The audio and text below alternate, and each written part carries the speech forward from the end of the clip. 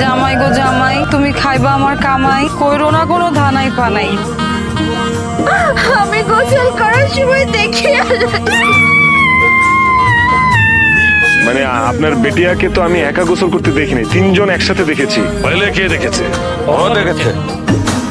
এই ওকে ধরে নিয়ে আয়, তোকে শাদির জন্য তৈরি কর যা। মনে খুব সাজ জাগছে, একটা মানুষ বিয়া করব। আমি মানুষ না, আমি মানুষের জাতি না, আমার বিয়ে করো না।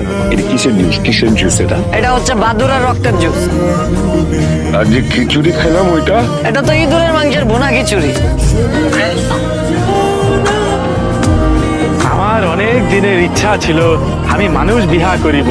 আমি তো মানুষ না, আমি তো মানুষের জাতি না।